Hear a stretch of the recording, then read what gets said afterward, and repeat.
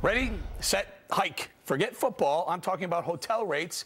Reports some fans heading to the Super Bowl are going to pay linebacker-sized prices. Try $1,000 a night for a room that generally goes for about $100 a night at a budget hotel. Price gouging didn't fly when Sandy hit, but attorney Janelle Weinstein says in this case it's perfectly fine.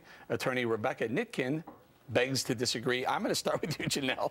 Well, it's okay to jack up your hotel rates tenfold because there's a Super Bowl? Absolutely. It happens time and time again. It's not illegal to do that.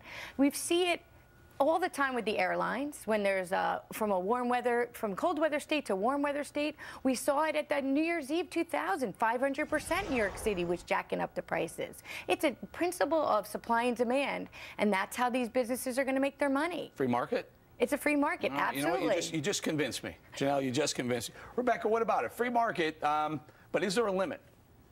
Oh, I think there's a limit.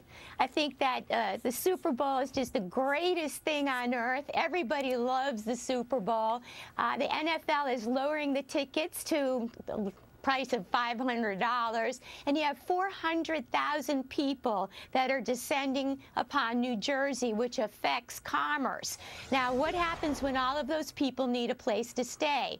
Sleeping in a hotel is a necessity. They cannot sleep in cars. That's against the law. There isn't going to be tailgating where they can sleep in their car right on the field. The difference is it's not a necessity to go to the Super Bowl. It's a luxury, and it's something that doesn't happen.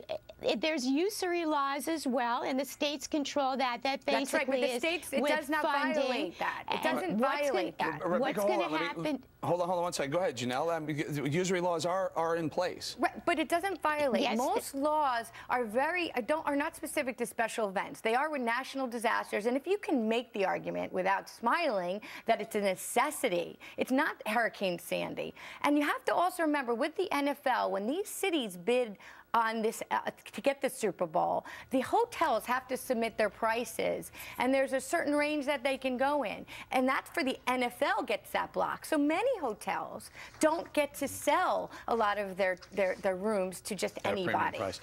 So Rebecca, usury laws usually protect people who are vulnerable.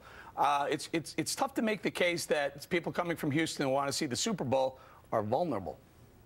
Well, that's true. However, we just heard from counsel that there is an acceptable rate, and $1,000 for a one-star hotel is not acceptable by the states, and they are not going to allow it. I don't agree. In fact, there was a case that was in New York. It had nothing to do with the storm. Holiday Express.